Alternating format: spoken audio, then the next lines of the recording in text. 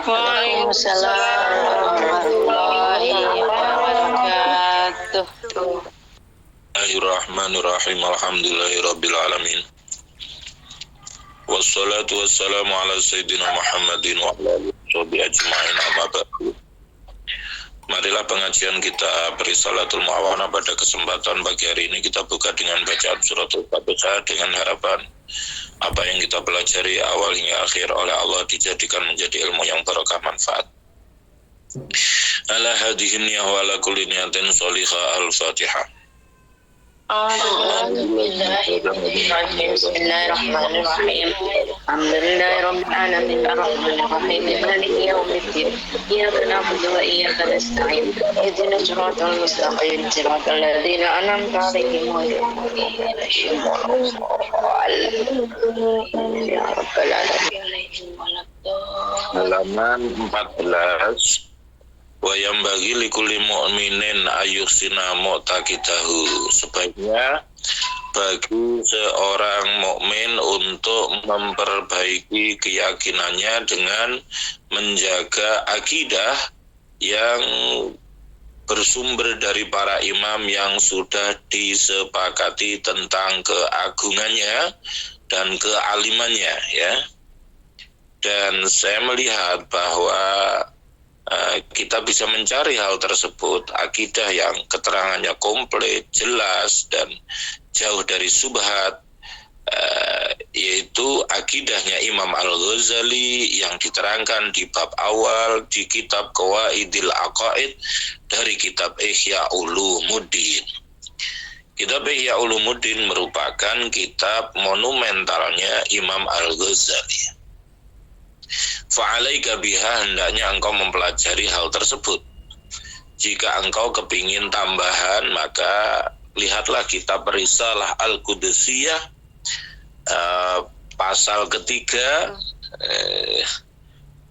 wala tatawaghal fi ilmil kalam, janganlah terlalu dalam masuk dalam ilmu kalam.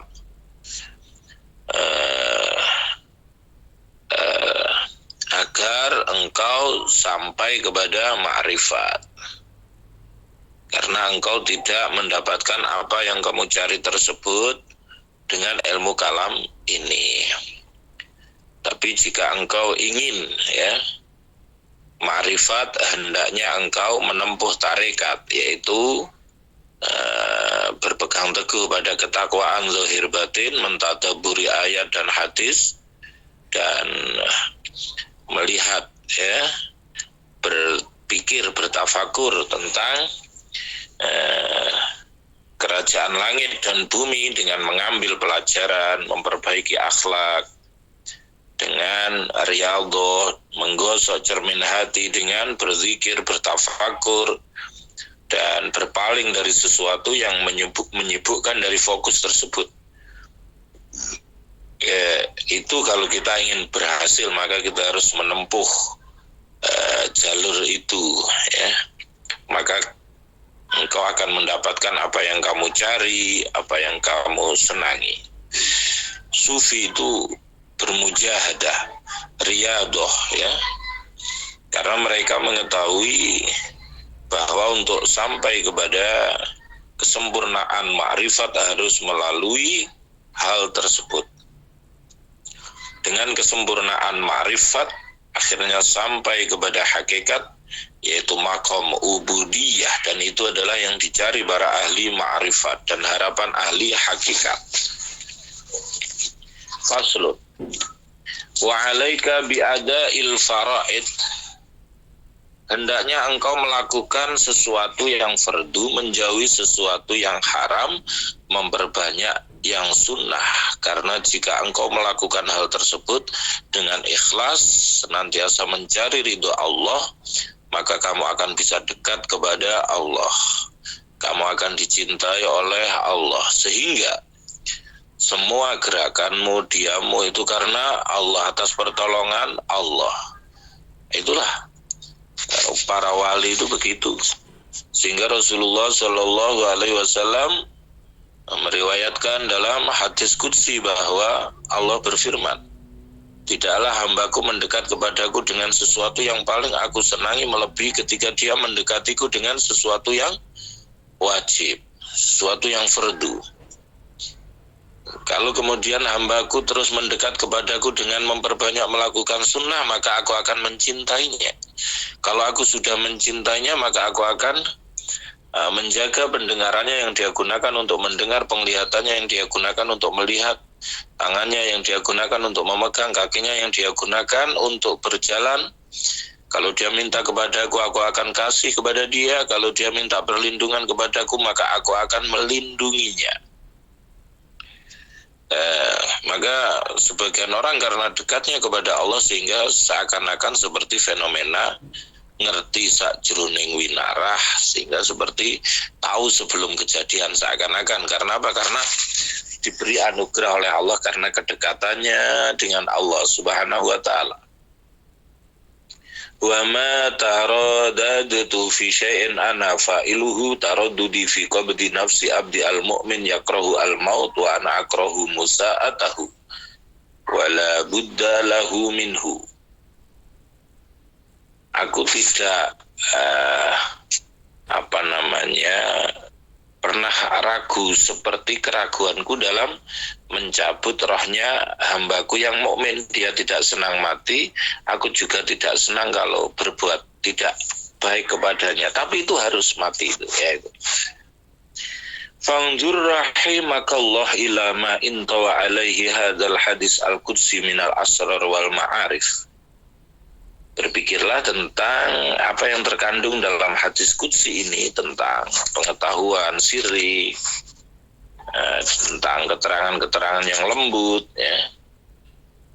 Seseorang hamba tidak akan sampai kepada derajat yang agung, tidak dicintai oleh Allah, tidak sampai kepada sesuatu yang agung, artinya dia dicintai oleh Allah, kecuali dengan melakukan sesuatu yang fardu, memperbanyak yang sunnah untuk memohon agar dekat kepada Allah.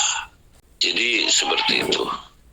Kalau sudah seperti itu, maka kita akan sampai kepada derajat sempurna, derajat tokoh, sampai kepada tingkatan hakikat. Ketahuilah bahwa sesungguhnya Allah menjadikan dengan fadlnya, dengan rahmatnya, bahwa sunnah itu bisa menutup kekurangan-kekurangan yang ada dalam ibadah fardu. Seperti halnya sholat sunnah bisa menutup kekurangan-kekurangan yang ada dalam sholat fardu. Sholat sunnah bisa menutup kekurangan-kekurangan yang ada dalam sholat fardu. Begitu juga puasa sunnah bisa menutup kekurangan-kekurangan yang ada dalam puasa fardu. Fardu itu adalah yang asal, sunnah itu adalah yang mengikutinya. Orang yang melakukan fardu menjauhi sesuatu yang haram dan tidak melakukan yang sunnah itu masih lebih baik daripada orang yang melakukan sunnah tapi meninggalkan sesuatu yang fardu. Maka janganlah kamu meninggalkan sesuatu yang fardu karena sibuk dengan sesuatu yang sunnah. Maka kamu menjadi berdosa karena meninggalkan sesuatu yang utama. Akhirnya Allah tidak menerima sunnah darimu. Jadi seperti itu. Contohnya seperti orang yang tidak bekerja padahal mampu bekerja karena sibuk melakukan ibadah sunnah. Akhirnya dia meninggalkan keluarganya. Itu tersia-sia, itu maka kurang tepat hal tersebut. Ketahuilah bahwa kamu tidak akan sampai kepada, kamu tidak akan bisa melakukan taat, melakukan kewajiban, menjauhi sesuatu yang haram dari maksiat, mengamalkan sunnah yang mendekatkanmu kepada Allah kecuali dengan ilmu. Maka hendaknya engkau senantiasa mencari ilmu. Rasulullah Shallallahu Alaihi Wasallam bersabda, "Thalabul ilmi faridatun ala kulli muslimin." Mencari ilmu itu hukumnya wajib bagi setiap orang Islam. Karena dengan ilmu engkau mengetahui bahwa yang wajib itu adalah wajib, yang sunnah adalah sunnah, yang haram adalah haram. Ya. Sehingga dengan itu engkau bisa melakukan yang wajib, melakukan yang sunnah, menjauhi yang haram.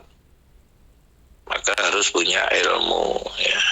Karena dengan ilmu itu yang bisa mengantarkan kepada kebahagiaanmu di dunia dan akhirat. Ketahuilah bahwa sesungguhnya orang yang beribadah kepada Allah tanpa ilmu, maka bahayanya itu lebih banyak daripada manfaat yang dia dapatkan. Betapa banyak orang yang ahli ibadah, dia sudah memayahkan badannya untuk ibadah, tapi dia terus melakukan maksiat. Dia menganggap bahwa itu adalah taat, dan itu bukan maksiat. Contohnya di sini dikisahkan Syekh Al-Arif Billah Muhammad Ibnu Arabi dalam bab wasoya dalam kitab Futuhat menerangkan ada seseorang dari ahli Maghrib. Itu beliau patang ibadah, tapi beliau membeli khimar yang tidak digunakan untuk sesuatu.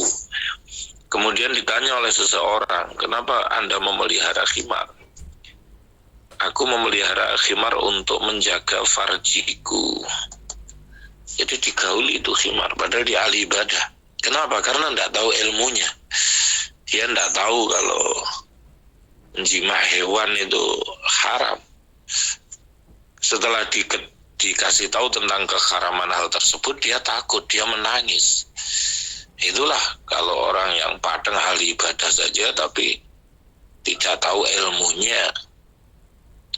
Wal ilmu al wajib ala kulli muslim. Ilmu yang wajib dipelajari oleh setiap orang Islam, yaitu adalah ilmu yang bisa mengantarkan kita untuk mengetahui semua kewajiban yang diwajibkan oleh Allah, dan kita bisa menjauhi sesuatu yang haram, yang diharamkan oleh Allah. Wa alaika bi kaifiyati fi'li syai'al wajib. Hendaknya engkau mengetahui tata cara dalam melakukan sesuatu yang wajib. Seperti orang yang sampai di bulan Muharram, maka wajib baginya untuk mempelajari makna kedua kalimat syahadat, mengucapkan kedua kalimat syahadat, belajar kewajiban sholat 5 waktu, dan juga rukun-rukunnya, hukumnya. Yang wajib pula mengetahui kewajiban puasa, zakat, haji, dan lain-lain. Dan juga bagaimana agar kita mengetahui keharaman zina, keharaman meminum khamr, keharaman mengambil harta orang dengan batil, dan dari sesuatu yang diharamkan secara syarak.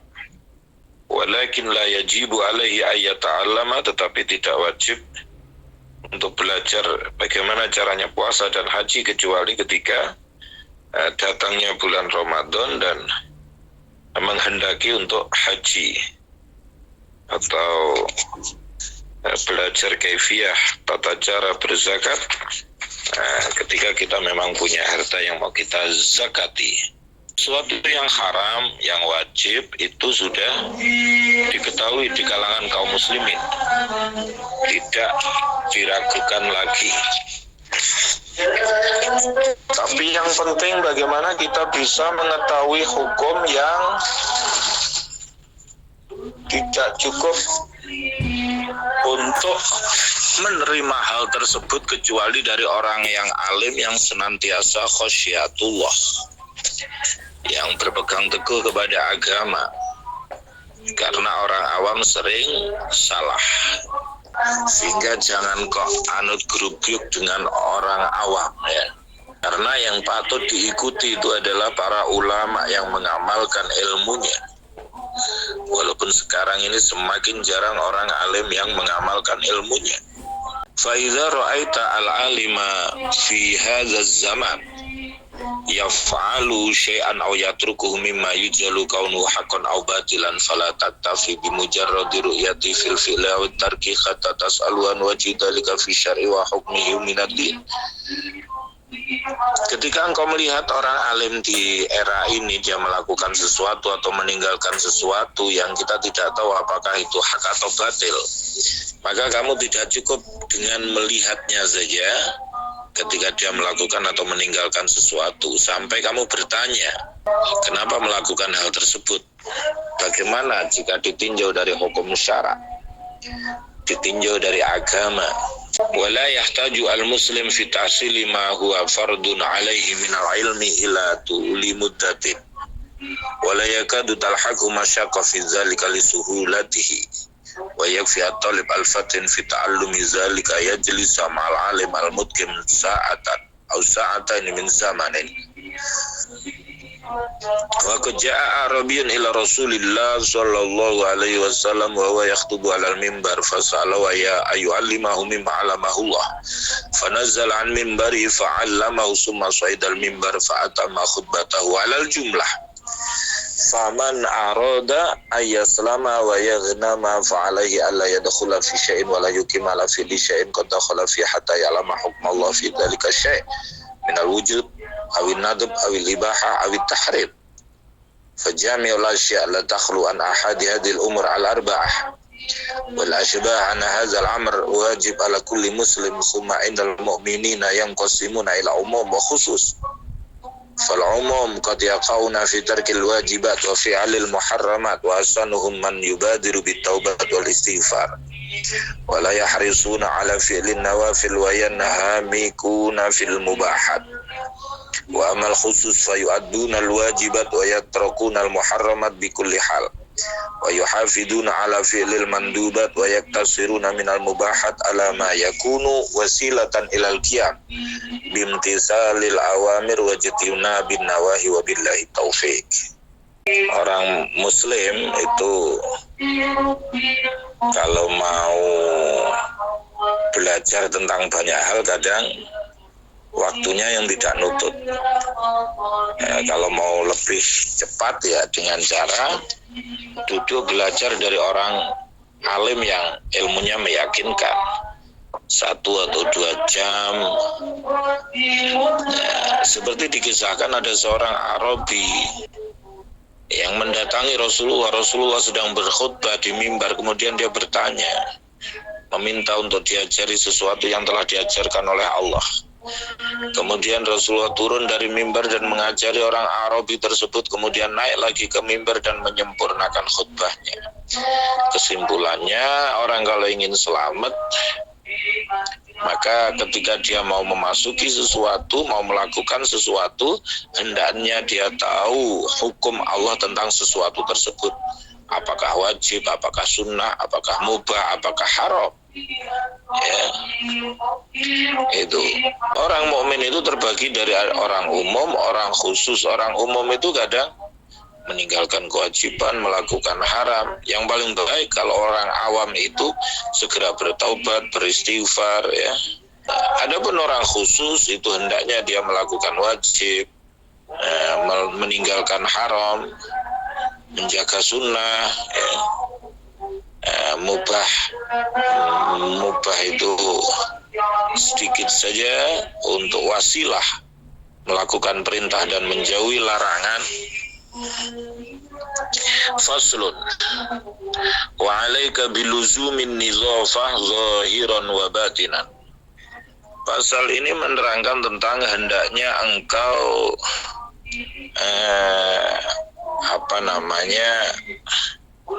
memperhatikan kebersihan zahir batin, karena barang siapa sempurna kebersihannya maka rohnya, hatinya itu seperti malaikat ruhani, walaupun badannya, wajahnya itu manusia jasmani. Rasulullah Shallallahu Alaihi Wasallam bersabda, "Buniyad dinu 'alan nidofah." Agama ini dibangun atas dasar kebersihan. Rasulullah Shallallahu Alaihi Wasallam bersabda, Innallaha nazif yuhibbun nazafah. Wa 'alaika bitandifi famika bisiwak wa kaunuhu min araq. Min araq. Hendaknya engkau membersihkan mulutmu dengan bersiwak, dan bersiwak dengan kayu araq itu lebih utama. Jadi bukan kayu arak, tapi araq.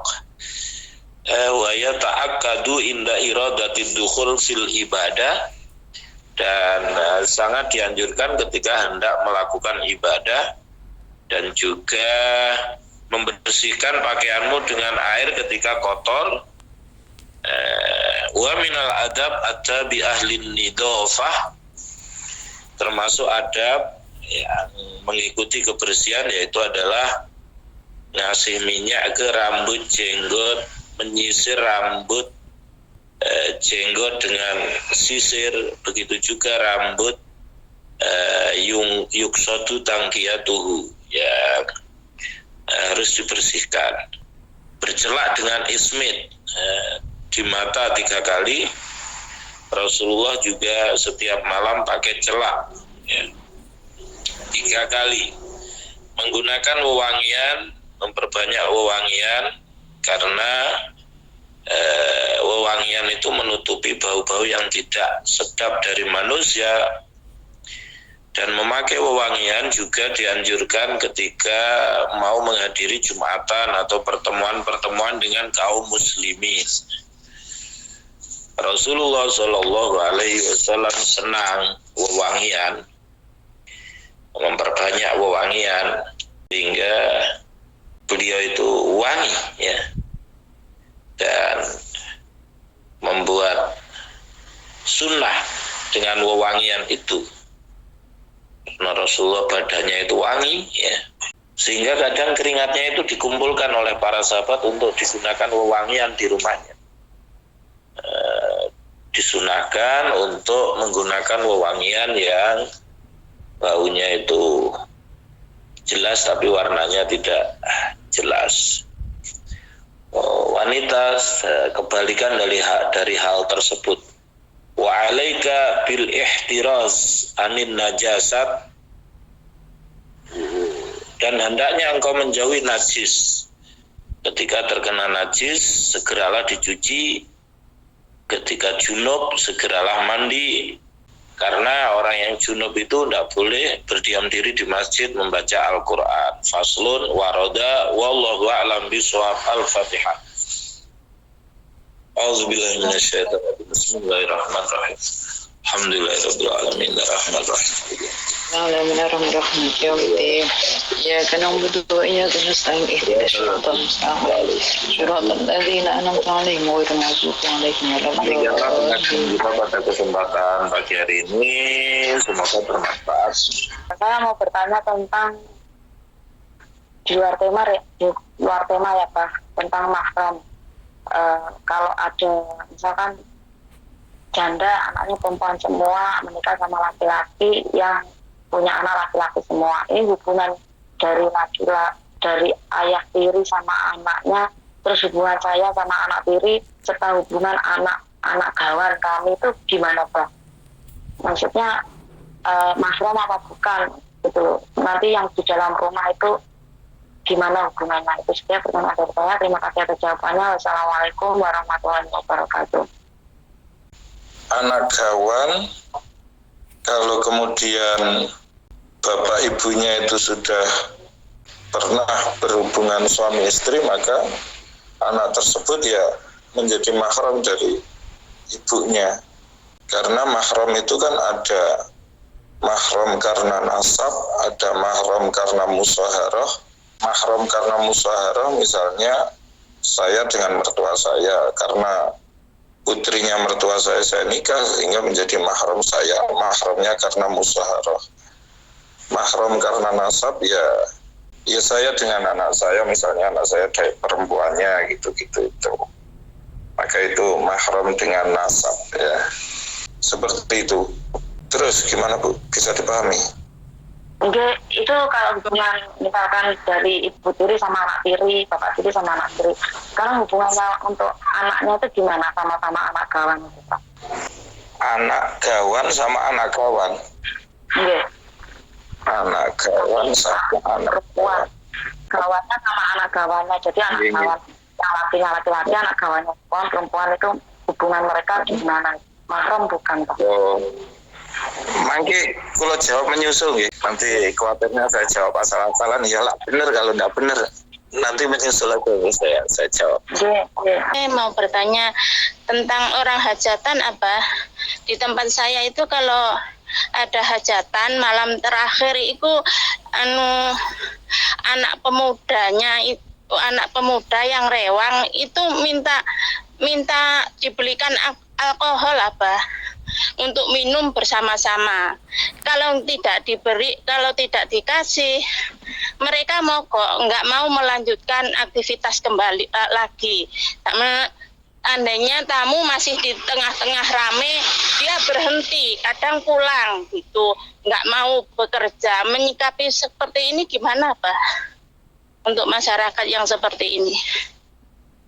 Ya, terima kasih atas jawabannya. Dalam kaidah fikih itu ada kaidah yang berbunyi al-adatu muhakamat.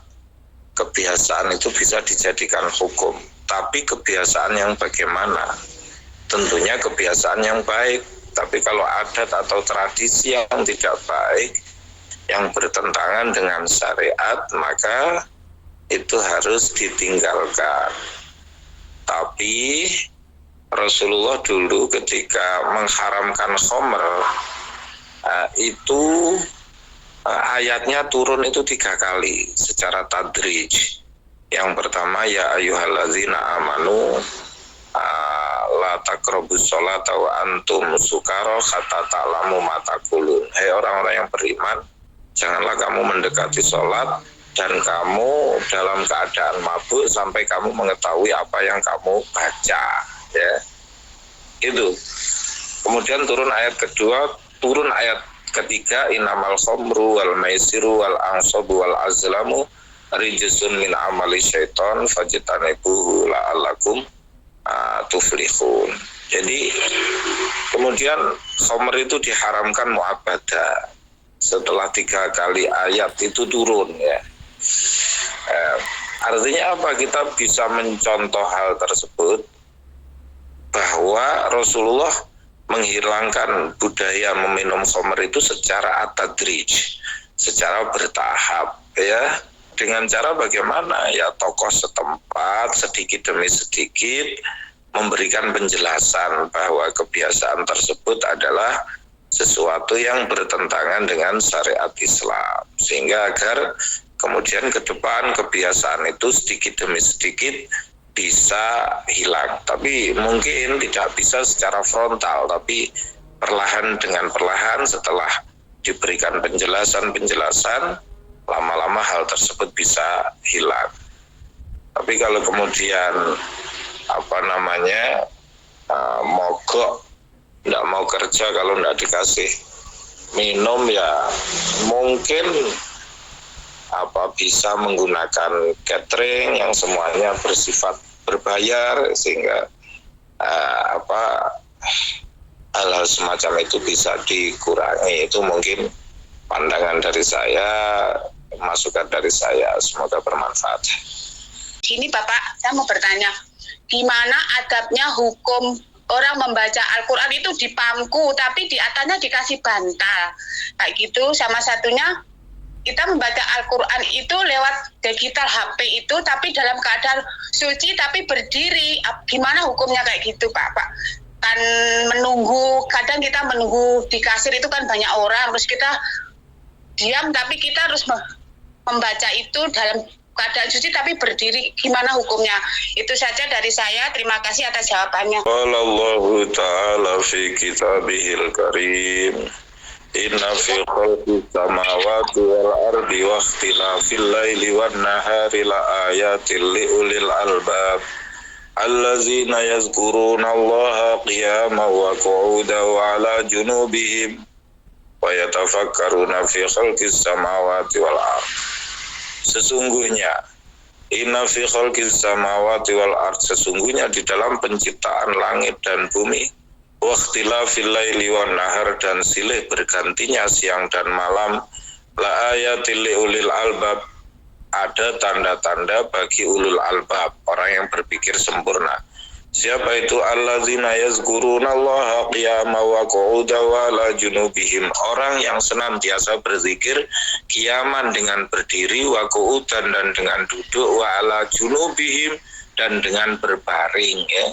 Membaca Al-Quran dengan duduk, dengan berdiri, itu bagian dari yazkurunallaha qiyaman wa qu'udan wa ala junubihim, yaitu senantiasa mengisi waktu dengan berzikir, ya, itu lebih bagus karena waktu panjenengan, umur panjenengan senantiasa barokah, ya, karena diisi dengan bacaan Al-Quran, diisi dengan zikir dan tidak berlalu sia-sia begitu saja.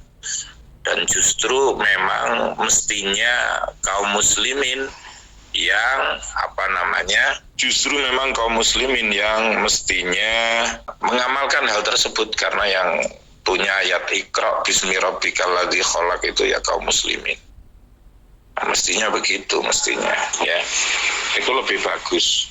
Kalau kemudian baca Al-Quran, duduk di atasnya kasih bantal, itu bagus, ya, karena bentuk takzim menghormati Al-Quran, ya. Yang tidak bagus kalau kemudian ditaruh di lantai, ya, itu tidak menghormati Al-Quran. Nah, kalau ditaruh di atas bantal itu kan berarti menunjukkan menghormati Al-Quran, begitu kan. Kemudian tadi ada pertanyaan dari WA. Saya pernah menjanjikan kepada salah satu saudara bahwa selama saya di tangan memberikan sejumlah uang kepada saudara yang lain juga perlu bantuan saya bagi jumlah uangnya saja. Untuk saudara yang kedua itu apakah perkara janji saya ini boleh hukum di atas. Al-wa'du dainun, janji adalah hutang, ya. Maka kalau kemudian menjanjikan setiap bulan ngasih uang sekian, kemudian ternyata dalam perjalanannya uang tersebut harus dibagi karena ada saudara lain yang membutuhkan, ya. Yang penting untuk orang yang dijanjikan yang pertama itu diberi pemahaman, ya, bahwa situasi dan kondisinya seperti ini. Yang terpenting jatuhnya bukan seperti nazar yang memang harus dipenuhi setiap waktu, karena itu kewajiban untuk kita laksanakan. Tapi kalau sifatnya ta'awun, ya, saling tolong menolong, wa ta'awanu 'alal birri wat taqwa wa la ta'awanu 'alal ismi wal udwan, saling tolong menolonglah dalam kebaikan dan takwa, dan jangan saling tolong menolong dalam dosa dan perbuatan zalim, ya. Maka karena sifatnya ta'awun, tolong menolong, ya, orang yang dibantu yang awal dikasih pemahaman bahwa situasi dan kondisi perkembangannya seperti ini, sehingga harapannya semuanya bisa legowo menyikapi hal tersebut. Begitu Ibu, semoga bermanfaat. Abah, ini saya mau bertanya, kalau ngasih masukan sama anak, tapi anak itu beda akidah sama kita, itu pakai hikmahnya seperti apa gitu loh Abah. Nah, itu aja. Terima kasih, Abah. Masukan anak, tapi anak kita beda akidah. Kita menyikapinya seperti apa, ya? Jadi kalau dalam Al-Quran disebutkan bahwa tugas kita hanya menyampaikan urusan mereka menerima hidayah atau tidak, ini hak prerogatif Allah Subhanahu wa Ta'ala. Karena di dalam Al-Quran disebutkan innaka la tahdi man ahbabta walakinallaha yahdi man yasha. Sesungguhnya engkau tidak akan bisa memberikan hidayah kepada orang yang kamu cintai, tetapi Allah lah yang akan memberikan hidayah kepada siapapun yang Dia kehendaki. Tugas kita hanya memberikan nasihat, urusan mereka mau menerima atau tidak, ya, mereka mendapatkan hidayah atau tidak, ini merupakan hak prerogatif Allah Subhanahu wa Ta'ala. Tapi sebagai tanggung jawab kita sebagai keluarga, kita harus tetap menjaga hubungan baik dengan anak, dengan keluarga, dan tetap memberikan nasihat. Adapun hidayah, terbukanya hati itu hak prerogatif Allah, dan kita terus berdoa semoga anak kita juga mengikuti jejak kita untuk juga beriman kepada Allah Subhanahu wa taala dan Rasulullah Muhammad sallallahu alaihi wasallam. Begitu Ibu Indah, semoga bermanfaat. Allahumma salli ala Sayyidina Muhammad wa ala ali Sayyidina Muhammad walhamdulillahi rabbil alamin. Allahumma sallimna wal muslimin wa afina wal muslimin wa altufbina wal muslimin wa akfina wa iyahum syarra masaibid dunya wa din. Allahumma anfa'na bima alamtana wa alimna ma yanfa'una wa jal jami' amalina khalisatan wa jikal karim birahmatika ya rahman rahimin. Rabbana hab lana min azwajina wa zurriyyatina qurrata a'yun waj'alna lil muttaqina imama. Allahumma ighfir lana dhunubana wa liwalidayna warhamhuma kama rabbayana shaghira. Rabbana atina min ladunka rahmatan wa hayyi lana min amrina rasyada. Allahumma barik lana fi auladina wa talamitina tilmidatina wa la tadurahum wa fiqhum li ta'atika wa ta'ati rasulika wa rujuni birahum. Allahumma salli ala Sayyidina Muhammadin bi'adadan wa rizqi wal futuhat.